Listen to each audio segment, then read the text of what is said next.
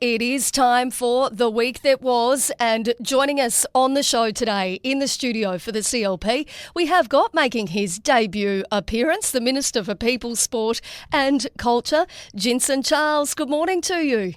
Hello, Katie. Hello to listeners. Lovely to have you on the show. Thanks so much for joining us. From the Northern Territory News, we've got journalist Harry Brill. Good morning, Harry. G'day, Katie. How you doing? Yeah, good. Lovely to have you in the studio. And joining us on the line this morning, we have got the opposition leader, Selina Ubo. Good morning to you, Selina. Good morning to you, Katie, and to all the listeners for this Friday. Lovely to have you on the show. Now, we are going to get straight into it because there is so much to cover off on this morning. And as we know, things have not been good in Alice Springs for quite some time, but the issues of crime have flared up over recent days and weeks. A woman allegedly raped in her home while she slept on the weekend, cars stolen and a police officer driven at by, those in a stolen car. Now, according to the Police Association, that officer had to draw his weapon to avoid being hit. We know that there has been homes invaded and senior Territorians targeted. Then on Wednesday afternoon at 2:30, two teenagers entered a home in Alice Springs, allegedly armed with weapons. A mum was inside with her 2-month-old baby and 3 other kids. One of the teens allegedly struck the woman with a metal bar, hitting her and her newborn baby. Now, the father of the 2-month-old baby girl has since revealed to the Northern Territory News that her skull was fractured during that terrifying home invasion. He spoke yesterday to the paper, asking that his identity remain private as he processed the trauma of that incident. Now, he said his daughter had suffered a skull fracture but was stable for the moment. He said the 2-month-old little girl, who was flown to Adelaide Hospital due to the severity of her injuries, was now being monitored in the hospital where tests were being run. And he said that he was overwhelmed and flabbergasted by the support that he'd received from the community so far and praised the speedy response from the police. Now, everybody on this panel is a parent. All of us have some kind of understanding, I think, of the terror that mum must have felt cradling her newborn baby, worrying about her other 3 children, while two people who have allegedly now, it's been revealed by the Australian newspaper, have collectively been charged with almost 300 other offences and bailed 35 times. They were on bail. I'll get to that in just a moment, but I mean, Harry, you've got a bub that's 7 months old, I believe. Yes. I mean, how do you feel when you hear that this has happened? Yeah, well, when I first heard about what occurred in Alice Springs, my first thought actually went to my son, and so did my wife's thoughts. And I know that yourself and many other parents, their first thoughts would have jumped straight to their kid. It would have just been the most traumatic experience. And of course, that's just the mother and the baby that was hurt. There was also bystanders there. You had 3 other kids that were there to witness it. You also had a father who would have been out of the household. He would have got a phone call or he would have been alerted somehow. It's just trauma all round. It's a horrifying incident. It's making headlines around the nation. I mean, Jinson, when you first found out about what had occurred, what was your reaction? Yeah, same as what Harry said. I think I was thinking about my 2 girls as well. So even though they are 11 and 5, my thoughts was about what it was them and my wife in that incident. And again, I think about it's not just the person who are involved in that incident, the first responders, and I think the trauma, because I worked in the emergency department before as well. Yep. And I think when we see these kind of things, it's about I think it take a bit, or we just need to research and then refocus, because I think that's what I heard from one of my friend as well about talk to a first responder, saying about I think how traumatized and shocked. Well, that's the thing. All of those first responders, I think, are going to be horrified, and they see a lot. Like you've said, you worked in the emergency department, you see a lot. But seeing a baby injured in that way is just horrific. Selina, you've got little babies. I mean, you can't even imagine how scared that mum must have felt, right? Yeah, Katie, I'm sure all the listeners and everyone across the NT, hearing something that's so sickening and gut-wrenching like a baby being attacked is just, there's no words for it. It's absolutely unacceptable, and there's no way that something like this should be happening in the Northern Territory. There's no excuses for it. It's absolutely abhorrent, and it's just sickening. It really makes you feel sick in your stomach, Katie, and I think many people will be asking, what now? How do we make our community safe? What's the government going to do to make sure that nothing like this happens again? But of course, that we do support the family who's been affected, because unfortunately, Katie, they're probably going to be spending Christmas in hospital caring for the little bubba. So we're thinking about that family, we're thinking about all the family and friends, those first responders who've been affected by this single incident. But what are we going to do to support the community, not just in Alice Springs, but right across the NT, to make sure this type of sick act does not happen again? Well, spot on. It cannot happen again, and unfortunately we've seen a deterioration over years, and that is under the former Labor government, and now obviously we are in the situation that we're in. But look, I actually think the time for finger pointing at anybody at this point is past us, because people actually want this to get better, right? So we're now in a situation where the Australian newspaper's reporting that the two teenage boys who allegedly broke into that home in Alice Springs and struck the woman, they are saying, with a detachable metal freezer handle, so hard that it rebounded, hitting the 2-month-old baby and causing the brain bleed and fractured skull, had collectively been charged with almost 300 other offences and bailed 35 times. They were currently on bail. So we all feel the upset for the mum and the baby, but I feel absolute fury when I think about the fact that there are these two teenagers that have 300 other offences and they've been bailed 35 times. I tell you what, if I could say what I really think on the show this morning, there'd be a lot of swear words. I cannot believe that we are in a situation that people can be engaged in that level of crime and they are still out on bail. To me, the system is letting us down so severely, it makes me feel furious. Well, this was a ticking time bomb by the sounds of things. You've got two young boys who have committed hundreds of offences between them, 35 bails, and now a family have to pay the price.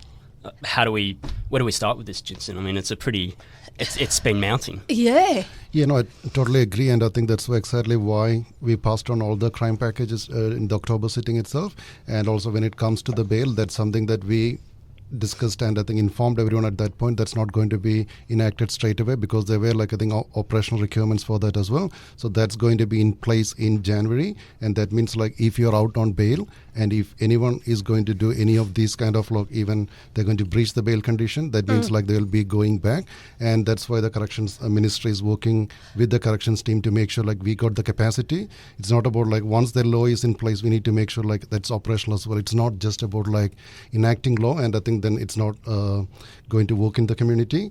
So that's the exact reasons why we passed that. And I think I need to say that most of this the legislation was on motion, and I think we had to vote for that as well, except the workers. We had the support from the Labor. So that means I think even though we said I think this is really needed back in October, there were others in the parliament who were not supporting. So, and as you mentioned, I think this is a ticking bomb, and I think we may see I think more of this happening again, because we got uncontrollable children out there doing these kind of things, and these are inhumane. Well, it's totally inhumane, and it's totally unacceptable. It goes against the expectation of the community for somebody to have been engaged in that level of crime and then be out on bail. Now, I do also want to just touch on the fact that in what is being described as a serious escalation in the crime crisis, we also know that the Northern Territory Police charged a man with breaking into a woman's home and raping her while she slept in Alice Springs.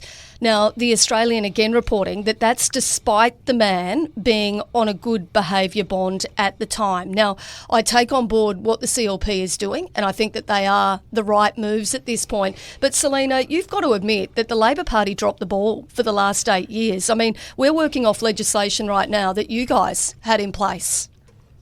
Katie, over 100 days ago, the CLP promised that they would make a huge change. That's what Territorians voted for. That's what they expect, and absolutely the Labor opposition respects that, and that's the Territory's right to have that with their new government. But what we don't understand, Katie, is this urgent legislation that Jinson's talked about, his government, was brought in. There's been a big fanfare, there's been lots of press releases about it, but still, he said way back in October, that's 2.5 months until it even comes into effect on the 1st of January. Territorians are trying to, I'm struggling with it, and I'm sure Territorians are struggling. Why couldn't those changes, which are specifically about bail, Katie, everyone knows that, why weren't those changes brought into immediate effect to have this type of change to possibly prevent something like what we've seen recently in Alice Springs? Why wasn't the urgency then placed on these laws to change and make a difference, which is what Territorians have expected? And we still have no answer for that, Katie. Well, look, people are already messaging in, though, Selena, this morning and saying, well, hang on a sec, you guys didn't do it for 8 years. Katie, can I just... But Katie, the new CLP government promised to change. They promised to fix this. They promised to prevent crime, and they haven't done that. But do you get the point that I'm making, though, that Katie, you actually didn't do anything to the bail changes for the last 8 years? I absolutely get the point, Katie. I'm not disputing the point and the frustration that people had with our former Labor government. But 100 days, over 3 months of the CLP government, and still none of the laws have been enacted when it comes to these bail changes. So we can have the conversation around bail. The CLP has made their changes, but the CLP has not enacted that. So therefore, no one across the territory is going to see any of this benefit possibly until January. We won't know, Jinson? Katie, because we're still in December. So I just need to add, I think since CLP government changed this legislation, from my understanding, the corrections numbers has gone up to around 200. And I think that's a clear indication that these legislations are working, and there are more legislation. Well, it can't work, Jinson, because it hasn't actually come into effect. It doesn't come It's into only effect. one out of the 6, Selena, and I think you were in that all those discussions. You asked the question, and you know exactly what you're saying as well. So, well, legislation comes into effect, so don't tell fibs. Oh, sorry, we're just having a bit of an issue with your phone line there, Selena. It seems to break up, but hopefully we've got you all right.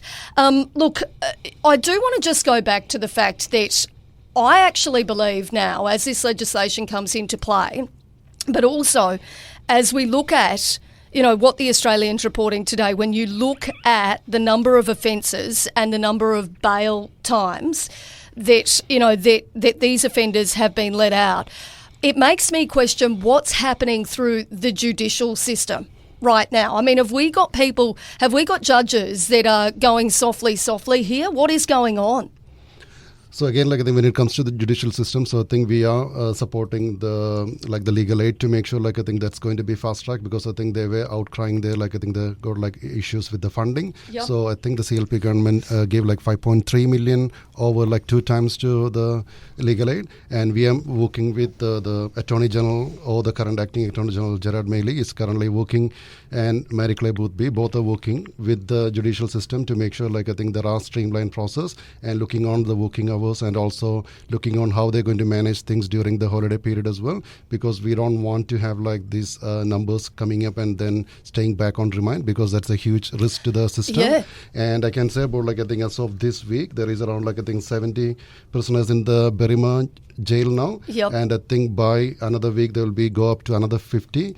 And we are looking on to increase up to 200 beds by early next year. So that means we are increasing the capacity. So that is increasing, it is which increasing is a good as thing. we speak. Well, goodness knows we need it right now, and I think that's where people are at. They're going, do you know what? If we've got people committing that many offences, then we need to look at a bigger jail.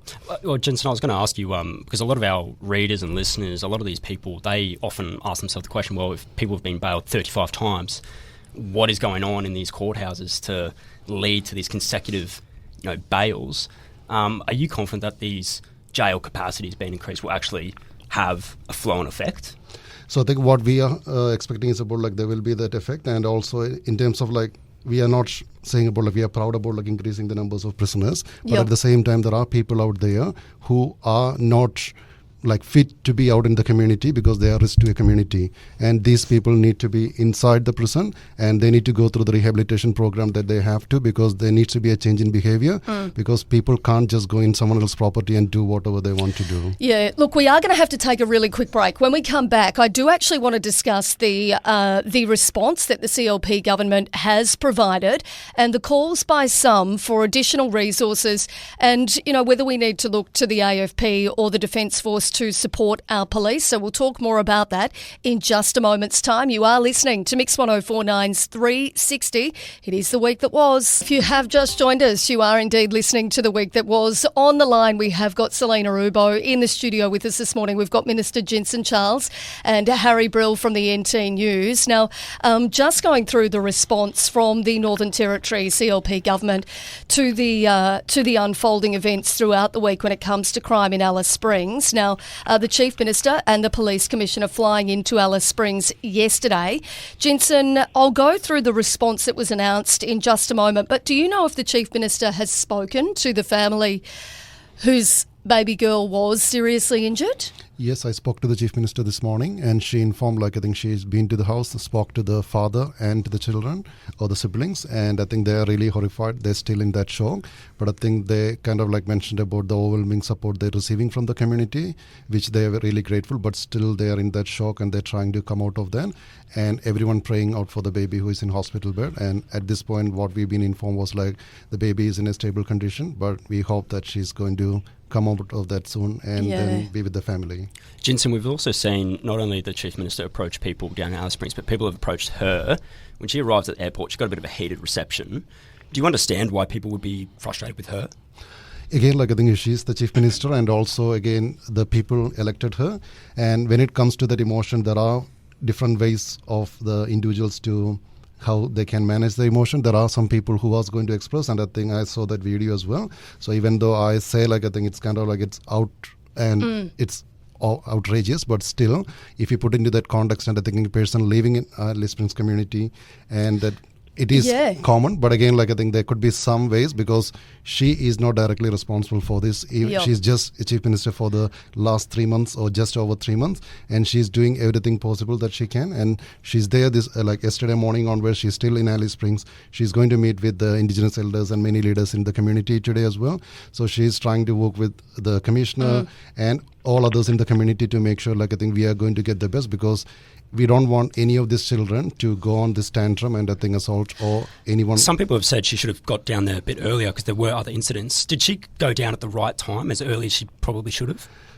I'm not exactly sure of the timing, but I think from my understanding, this information was available only on day before yesterday at night. And I think it's again, I think it's about the decision about when. Yeah. I mean, look, travel. there had been a woman allegedly raped inside her own home the weekend before. There had also been, or the weekend just gone, there had also been a situation that we'd spoken to the Police Association about, where police were driven at by a stolen car, to the point where, according to the Police Association President Nathan Finn, one of those officers actually had to draw their weapon. I mean, to me, it sounds like things have been deteriorating for a number of weeks. I know that the person who was at the airport yesterday, who was quite angry, you could tell, based on that video, was Darren Clark from Action for Alice. Now, people have different opinions on Darren, but what I will say is he has certainly been trying to bring to the fore for a long time those different issues that we're seeing in Alice.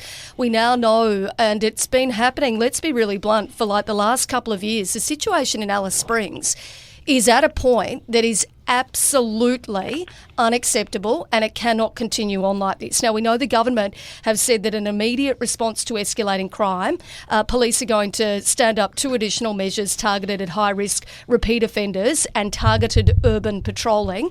So the Fugitive Task Force is going to see about 12 police who will target individuals with outstanding warrants to reduce the ongoing risk to the community. The Alice Springs area is going to be divided into 5 sectors, 4 urban, including the CBD, and 1 rural sector. This means that Operation Ludlow is going to be divided into intensive patrols in those sectors and supported by additional police to give highly visible and high engagement policing. Selena, I know that you yesterday really felt that it needed to go a step further and thought that a curfew should have been called.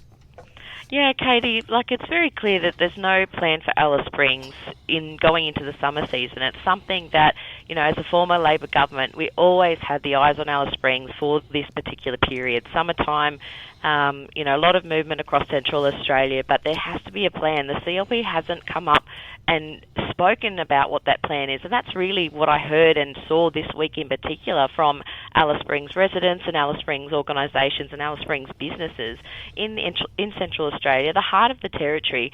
Where is the plan for Alice Springs going into this peak season of the summer season, Katie? Like, I'm yet to see that. I would love to see that. We know the CLP is good at putting out their press releases, but like you said, the last couple of weeks things have been spiralling. But that's what Alice Springs people are frustrated with, Katie. They want to see and hear a plan. What is it that's going to support the community? Not the reactive plan now that we're seeing, which of course we thank our police officers and our emergency responders. But where's the plan? Why hasn't that been happening for the last 100 days and planning to support Katie, the Operation people of Red Alice? Law was not something just happened as of yesterday. This was like planned, and I think this was Yeah, on but Jinson, action. you've been in government for 3 months. Where's the plan for Alice Springs for this summer? We still haven't seen it. As Where you is said, it? like I think we were Where is only it? in government for 3 months, and I think there was like a previous government who made things No, good but you're to in this government point. now, Jinson. Where No, is the totally plan? agree. That's Alice why the Springs, Chief Minister not me. is Alice on the Springs ground. wants Well, to know. let's- Alice let's- Springs let's hear what he's people got to wanna say. know. Yeah. So again, what I can say is about like Chief Minister is on the ground as of yesterday, and I think she actually met with the Indigenous leaders over there, had a conversation with the Minister Malindry McCarthy, spoke to Marion Scrimgeour, yep. and also spoke to Jacinda Price. So she is making sure like there is a crisis and there needs to be a crisis response, and that's what great. we are You seeing said now. yesterday, but where was she 100 days ago, Jinson? There wasn't a crisis every single day in Alice Springs, and now we are in a crisis, and she is managing so that crisis. now in the 3 months, so you've just admitting in the 3 months of being in the CLP government, there is now a crisis. Well, I So think, where's but the plan? I That's think, all I wanna like know. Selena, That's what I'll really all I say, wanna know, Katie, is what I where's the will plan? say though is what people are saying on the text line this morning is like essentially, I've got one here. Saying every time Selena or any ALP member mentions that what the CLP's done about crime, could you please play a recording of the previous ALP government members parroting, jailing is failing.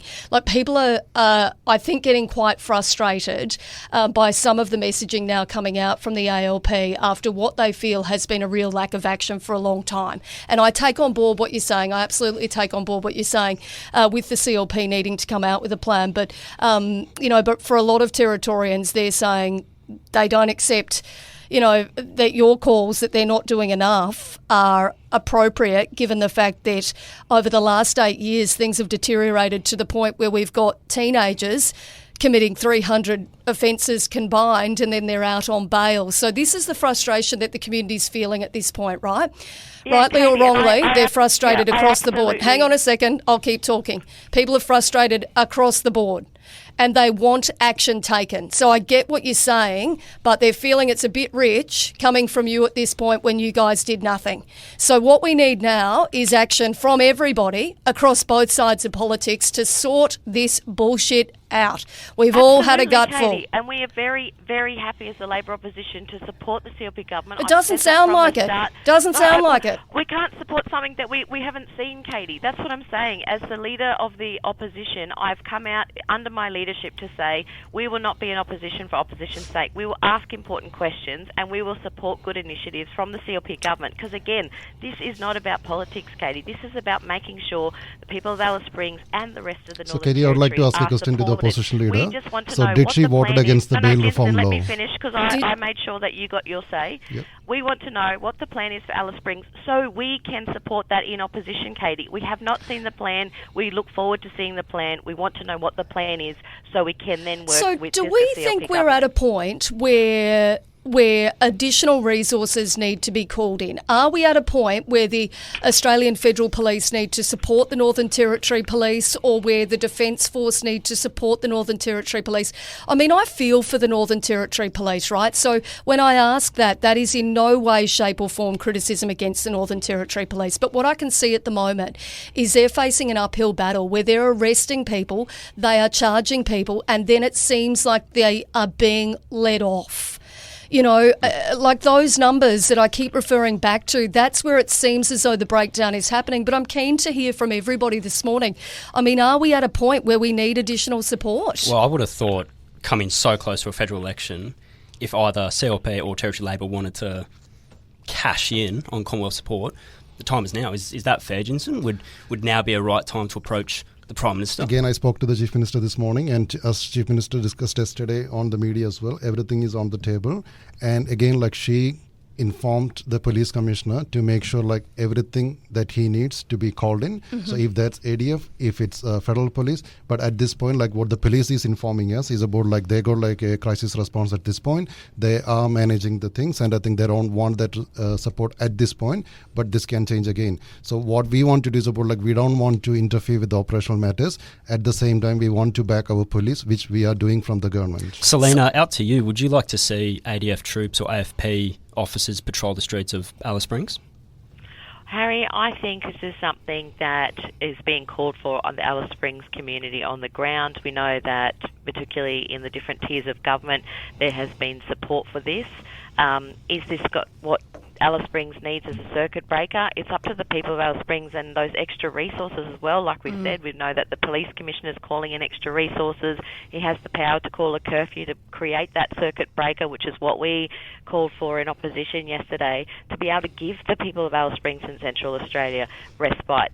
What do we do to move forward? There has to be a plan, and we want to support a plan, whether it's support from the federal government, whether it's the CLP government, whether it's initiatives through the local government. But the Territory Labor opposition is very keen to support a strong plan for Central Australia, particularly over the next 6 weeks, over the summer season, the school holiday break. So absolutely open to all of that, but I think the people of Alice Springs have their own ideas about what they want to see, and that's what we need to listen to. Yeah, look, I think that's what we need to listen to when we are seeing any of these horrendous crimes unfolding, and what we are seeing right now is just horrible. You know, we can all agree on that. We might all disagree about the delivery at different times and that kind of thing, but everybody wants the Northern Territory to thrive again. I mean, some of what Marion Scrimgeour was saying yesterday on the show I thought was quite, like it was shocking. She said to me, Katie, I'm scared inside my home.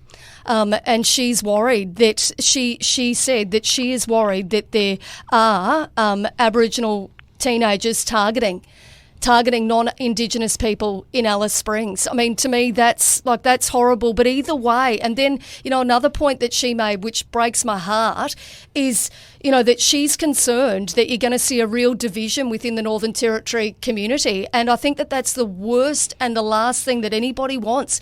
This place, is the wonderful place that it is because of our multiculturalism, because of, of the fact that we have so many different cultures living here. We've got so many different types of people here in the Northern Territory, but we're broken right now.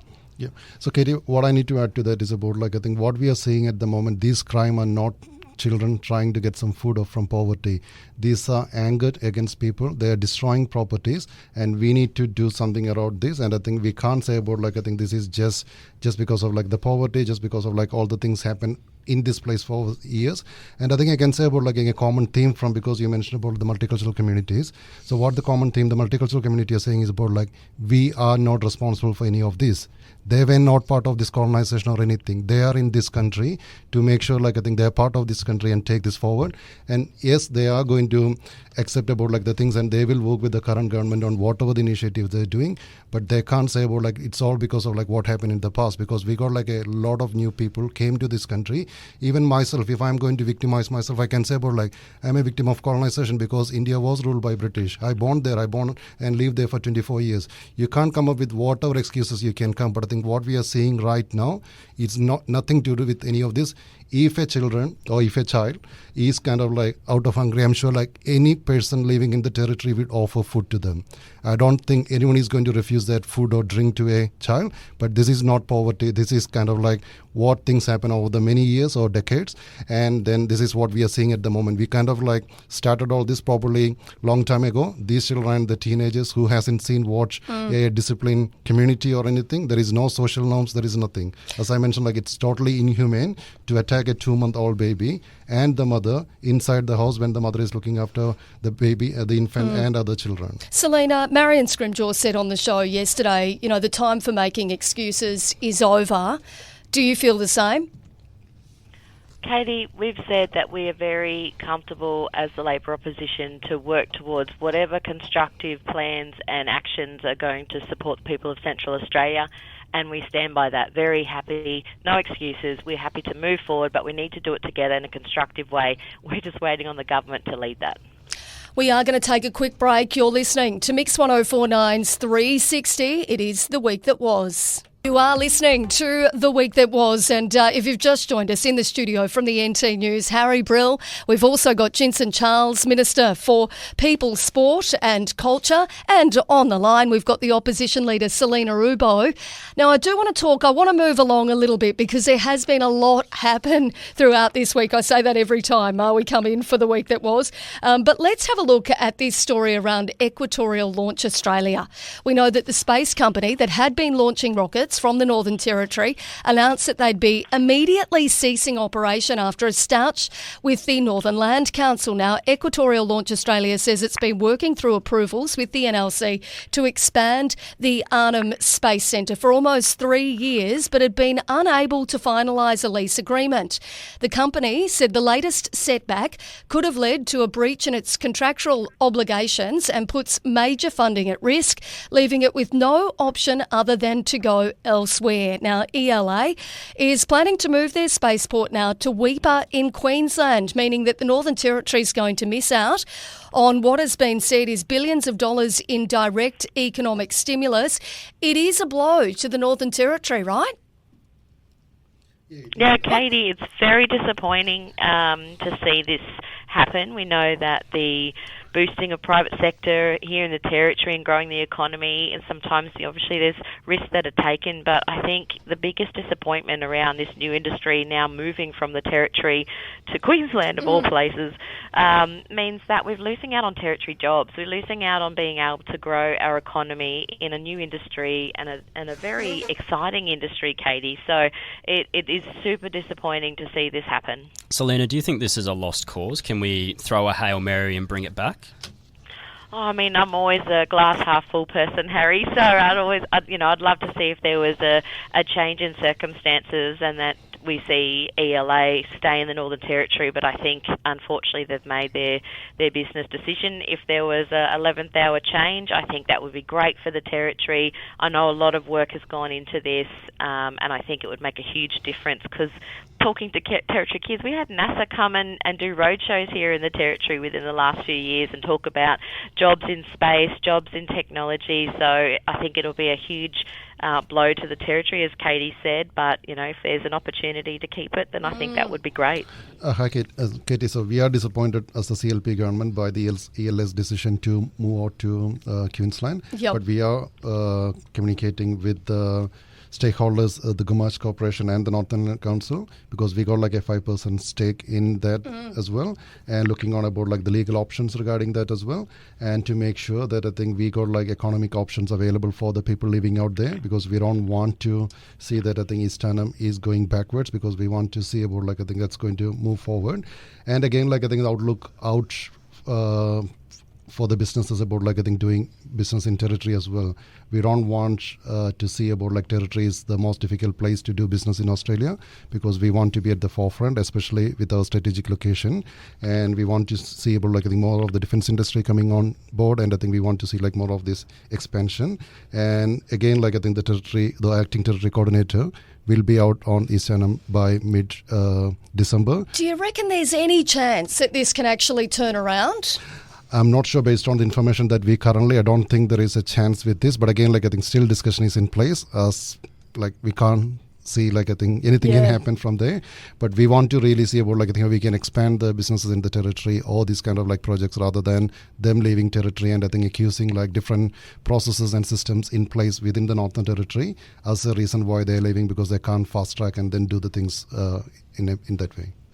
Yeah, look, I mean, I think we all want to see the economy diversified. We want to see some of these projects up and running. We want to see things moving along again. So I hope that we are able to see some change in this space.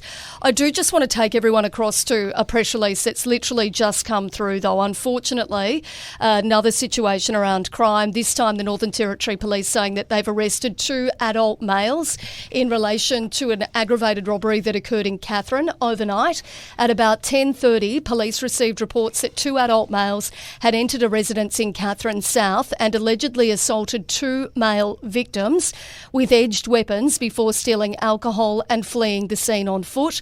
Northern Territory Police and St John Ambulance attended that incident, locating a 53-year-old victim with a stab wound to his leg and another 64-year-old male with stab wounds to his chest. A short time later, a 24-year-old male was arrested nearby after a short foot chase. A 30-year-old was arrested at a residential address in Katherine. Now, both those victims were transported to Katherine Hospital for treatment and are both now in a stable condition. The offenders are not believed to be known to the victims. Investigations remain ongoing, both offenders remaining in custody with charges expected to be laid later today. It's like, once again, I don't know how many times I can say something's horrifying, but you're literally talking about two blokes being stabbed now inside their home.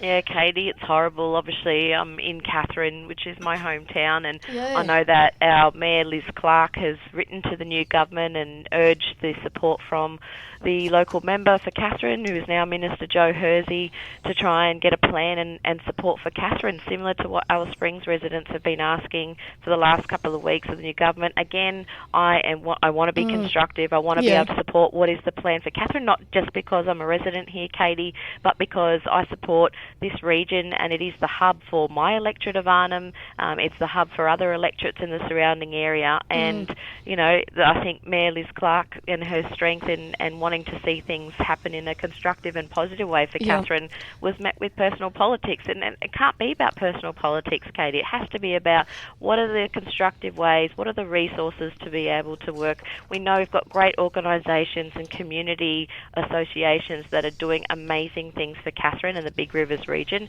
How do we also support that when it comes to crime prevention? And again, happy to see what the plan is. We haven't had a plan for Katherine from the new CLP government, Selena, but happy to support that when do it you does know, get released. If it gets released. Do you know either of those victims, or have you heard much about that situation this morning? No, Katie, I've also heard that through the release this morning that's come through. Yeah, Katie, unfortunately, and obviously thoughts are with those victims. Oh, totally. I will say, though, the Katherine Hospital, it does an amazing job. Again, those first responders in times of crisis or times of the traumatic experiences. So we thank the first responders for their good work in this situation. Yep. Katie, I'm unable to specifically comment about this particular situation, but I think I'm hearing like a thing, there is no plan. But I think what I can say is about like from the day one of the government, we are working on the plans to make sure like I think the community is safe. And I totally agree, like I think things are happening, but I think at the same time you can see about the news about like I think these offenders are being taken by the police as well. It's not like I think they're trying to let go, and we are making sure the bail law is going to be in place as well. And again, like I think we are focusing on all this minority or some people out in the community causing all this ruckus and trouble as well. But there is like a great young people out there, and I think doing the right thing as well. And I think I can say about like the Minister for Youth as well, we announced a plan for the school holiday programs for the school break last week, and I think there are like a lot of activities for all the different regions for the young kids to engage. That means like I think there are young people who wants to participate in the community. There is an opportunity for them. There's plenty of good kids out in the community. I get to see them all the time at different sports and, at different events that I go to. It's just about the minority. They're kind of like I think causing all the headlines, but I think there is like a good number of people out there doing the right thing, and also we are ensuring like I think we are giving opportunities for the people to be engaged in the community and stay in activities and connected with that, and not to join this minority of people creating all the cause out in the community as well. Selena, I just wanted to ask you a quick question, just with this with crime being a major topic right now. The Prime Minister will be here in just a couple of weeks. Do you think you will have a conversation with Prime Minister Anthony Albanese on the crime, and if so, will you be making any requests? Yeah, absolutely, Harry. I will be talking with the Prime Minister. I've already spoken to my federal colleagues, obviously who represent the federal Labor government here in the NT, around what are the things that we can obviously push here in the Territory. Obviously, the last couple of weeks, and we've talked about it many times with Katie on her show, is about that DV, needs-based funding, family, domestic and sexual violence prevention. We can't get anywhere if we're not resourced properly in the Northern Territory. We've had some great wins when we talk about education in the Territory being fully funded, housing in remote sense. We're looking at the social and affordable housing that the federal government brought in, which has now gone through with the federal, the last sittings of the federal Canberra Parliament. So the two other other areas we need to keep pushing, and it doesn't matter what side of politics we're in, is health and DV's funding. So they're the sort of conversations I'll be having, because when we can look at alleviating, we know domestic violence is one of the biggest contributors to crime, horrible stories here in the NT, as well as those stats. How do we put in the resources to make sure we got the right services, the right programs, the right initiatives? The school holiday program that Jinson talked about, we were really proud to have, 8 years of really strong programs, especially in places like Katherine for the Big Rivers region, where those holiday programs, businesses who are putting up their time and their efforts during that school holiday period to make sure young people are engaged. More of those positive conversations and engagement pieces across the territory, but also what are the things that we're not funded for? What are we not resourced for? Where are those gaps? So they're the really heavy conversations that Selena, I'll just continue short of that, as an opposition. Just short of that, though, I mean, short of funding, we spoke earlier about AFP, ADF support. That's a conversation that could be had with the Prime Minister. They are Commonwealth. And I believe that's already being had as well with those federal members, our Labor members. So again, they'll be the conversations that I can continue as a Labor opposition. I believe the Chief Minister is having those conversations. I haven't had a chat with her since yesterday. Since she's been in Alice Springs. So I believe that's the type of conversation she's having. I can only do so much in opposition, but I'll absolutely represent the territory to the best of my ability with my team in opposition. Harry. We are going to take a really quick break before we get ready to wrap up for the morning. You are indeed listening to Mix 104.9. It is the week that was. Well, that is just about it for us for this morning, and that is our final week that was for this year. Next week we are going to be focusing quite heavily on Cyclone Tracy, the memorial and Territorian stories in the lead-in to the 50th anniversary. So a big Merry Christmas to all of you. Harry Brill from the NT News, thanks so much for joining us this morning. Thanks, Katie. Jinson Charles, the Minister for People, Sport and Culture. Lovely to have you in the studio for your first week that was. Thanks, Katie, and drive safe on territory roads during the Christmas time. And you'll be see a lot of police presence on the road, so make sure I think you are doing the right thing. And Selena Rubo, thank you so much for your time this morning, Opposition Leader. Thank you so much, Katie, and to your listeners. I hope everyone gets some time with their family and their friends and their colleagues to celebrate the end of the year in a safe way and come back refreshed and renewed for 2025. But same like Jinson, please stay safe on our territory roads. We're getting a lot of rain in Katherine recently, so keep those headlights on in the rain, please, and stay safe and look after each other this Christmas and New Year. Yeah, good advice. Thank you all so very much for your time. You are listening to Mix 104.9. That was the week that was.